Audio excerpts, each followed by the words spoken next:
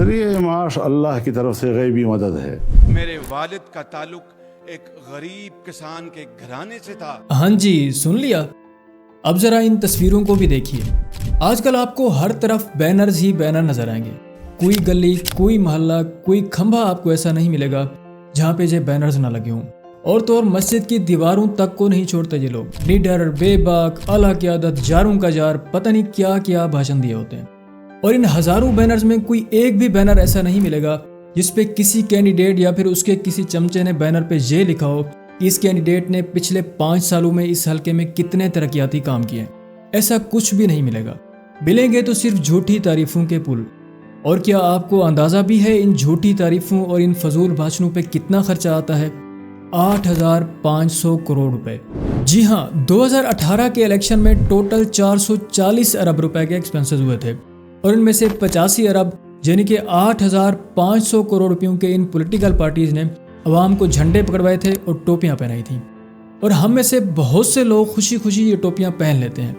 اور سوچنے کی بات یہ ہے کہ پولیٹیکل پارٹیز کے یہ لیڈرز جب گورنمنٹ میں ہوتے ہیں تو روتی عوام کو دیکھ کر پہلے ہی رونا سٹارٹ کر دیتے ہیں کہ ملک میں کچھ نہیں بچا، معیشت تباہ ہو چکی ہے۔ اگر کوئی آٹے کی بات کرے تو اپنے کپڑے بیچ کے پورا کرنے کے بھاشن، اور کوئی مہنگائی کی بات کرے تو دیسی مرغیاں پالنے اور چائے کم پینے کے مشورے۔ اور یہ آلموسٹ سارے پولیٹیکل لیڈرز پریٹینڈ یہ کرنے کی کوشش کرتے ہیں کہ ان کے پاس جو پرسنل ایسٹس ہیں وہ بھی انہوں نے بیچ کے ملک کی خدمت پہ لگا دیے ہیں، اور اب ان کے پاس کچھ نہیں بچا۔ لیکن الیکشن قریب آتے ہی یہ پولیٹیکل پارٹیز ایک ایک جلسے پہ کروڑوں لگا دیتی ہیں۔ گزرے 5 سالوں میں آپ کی بھوک پیاس کا خیال ہو نہ ہو، لیکن جلسوں میں آپ کو بریانی کے پلیٹ ضرور تھما دیں گے۔ الیکشنز پہ اس کے علاوہ بھی 100 طرح کے ایکسپنسز ہوتے ہیں، تو اتنا سارا پیسہ پولیٹیکل پارٹیز آخر لاتی کہاں سے ہیں؟ یہ پیسہ ہوتا ہے آپ کا، جس پیسے سے سکولز یا پھر ہاسپٹل بنائے جا سکتے تھے، لیکن یہ پارٹیز اس پیسے سے اپنی الیکشنز کیمپینز اور ایڈورٹائزمنٹ کرتی ہیں۔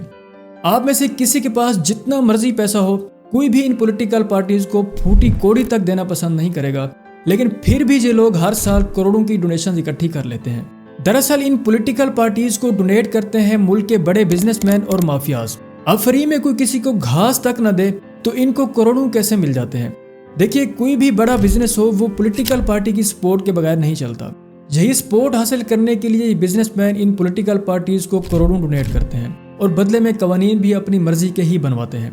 ان پولیٹیکل پارٹیز نے پہلے ہی قوانین کچھ اس طرح سے بنا رکھے ہیں کہ ڈونیٹ کرنے والے کو ٹیکس میں کافی چھوٹ ملتی ہے، تو یہ لوگ یہی ٹیکس والا پیسہ کسی نہ کسی پارٹی کو ڈونیٹ کر کے ایک تیر سے 2 شکار کرتے ہیں۔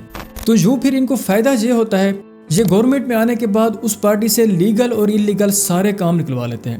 ویسے یہ آپ نے بھی نوٹ کیا ہوگا کہ اس طرح کا کوئی نہ کوئی نام کسی نہ کسی پارٹی کے ساتھ لازمی جڑا ہوتا ہے۔ اس طرح کی ڈونیشنز کے علاوہ پولیٹیکل پارٹیز کے پاس دوسرا بڑا source of income ticket fees ہوتی ہے۔ الیکشن پہ جب کوئی کینڈیڈیٹ ان پارٹیز کی ٹکٹ لینے کے لیے اپلائی کرتا ہے تو اسے اپلیکیشن فارم کے ساتھ ایک فیس بھی دینی ہوتی ہے۔ یہ فیس نان ریفنڈیبل ہوتی ہے، یعنی کہ ٹکٹ اس کینڈیڈیٹ کو ملے یا نہ ملے فیس واپس نہیں ہوگی۔ ویسے تو یہ فیس لاکھ سے 2 لاکھ کے درمیان ہی ویری کرتی ہے، لیکن پارٹی لیڈرز کو امپریس کرنے کے لیے کم از کم 60 سے 70 لاکھ کی ڈونیشن بھی دینی پڑتی ہے۔ پھر جا کے ان پارٹیز کو اعتبار آتا ہے کہ یہ کینڈیڈیٹ واقعی سنسیئر ہے پارٹی کے ساتھ۔ اب جس کینڈیڈیٹ نے 60 سے 70 لاکھ پارٹی کو دیا ہو اور الیکشن پہ اتنے خرچے کیے ہوں، یعنی کہ منیمم 3 سے 4 کروڑ ایک الیکشن پہ لگایا ہو، تو وہ جیتنے کے بعد سب سے پہلے تو اپنے یہ پیسے سود سمیت عوامی بجٹ سے نکالے گا۔